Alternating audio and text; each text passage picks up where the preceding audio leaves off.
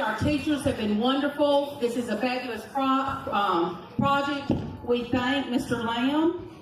We thank Mr. Holycross, Mr. London. I can't think, I'm sorry. Everybody that worked on this. But we've got a future to look to, don't we? We've got 100 years of this. And we've got a special lady here that knows all about the black belt. She's spoken to many of us here. She's on our UWA campus. Let's give Dr. Tina Jones a big round of applause and hear what she's got to say.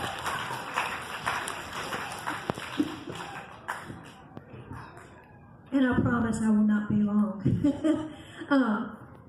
When Ms. Robbins asked me to do this, it gave me a chance to reflect and think about that 7 months from now, we will be having a big birthday celebration. How many of you like to celebrate your birthday? And don't you think it's going to be cool that on December 14th, we're going to celebrate the birthday of our state of Alabama, and it's going to be 200 years old. Can you imagine? 200 years old. And in thinking about that, I got to thinking about the future in this time capsule. What's the next, in 25 years, or next year, or 50 years, or 100 years, 200 years look like?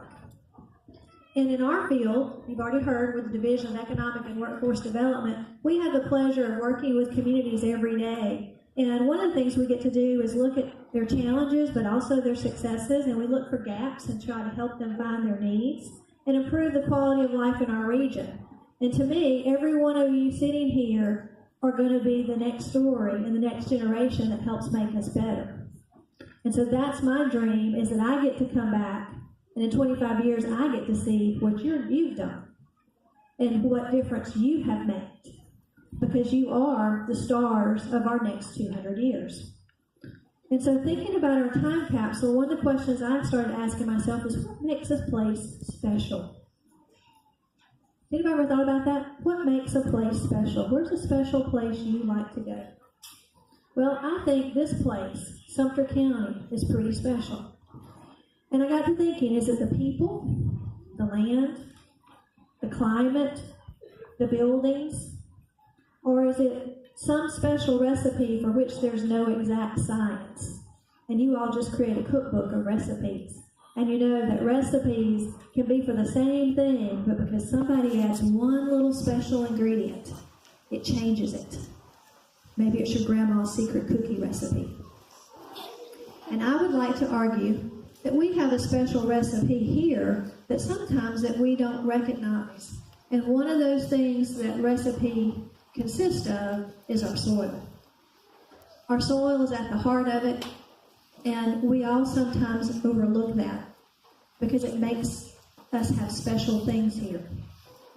As you know, we sit in the middle of farmland and forest, and we're called the Black Belt because of the chalk that we sit on top of. And y'all studied that with Mr. Lamb some this year. And because of the special school you go to, you've been really learning about this place. And you've become rooted into it. And you've learned about the special cultural and natural and historical resources that we have.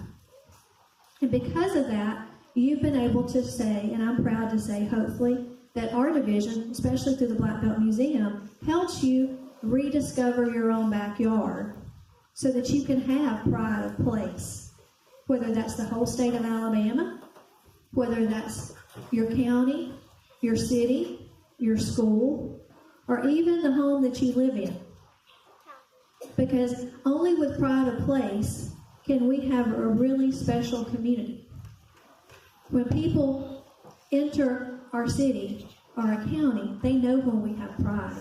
When they enter your school, they know that we have pride. This time capsule shows the pride that you have in this special place. So when we talk about the Black Belt Museum or the Black Belt, for example, we get to say things like, did you know that Alabama has one of the richest fossil records, or one of the richest fossil records, especially east of the Mississippi, but that fossil record comes from right here in the Black Belt. And so all over the world, things from the Black Belt exist.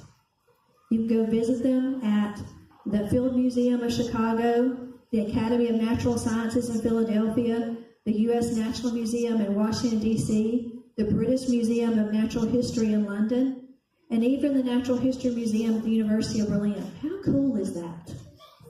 To think that something from here exists all over the world. And don't even get me started about the unique people who have come from this county and who have affected change and influenced others all over the world. So my challenge as I leave today is for you to seek these stories if you don't already know them. So that, because there's so many stories, so many opportunities, and so many points of pride that can inspire us to continue to seek these partnerships like we had in creating this bicentennial time capsule, and that can help improve the lives of all of us. In that work, when you seek to do that, the challenges that we now face help us ready ourselves and overcome anything that lies ahead. You, sitting here today, have the power to change and to make positive change. And so remember, when you come see the Bicentennial exhibit, when it travels in September, it'll be here in September, so please come and support it. And make sure you visit the museum again. Come add your story. Come tell us your story. And remember that you are part of the story of this time capsule, and you're part of the next time we open it. So take pride in place. And again, I challenge you to have pride in your area where you live. Encourage you to take action when you see a need and solve an issue that you know you can. So have a great summer, and congratulations on such a successful project.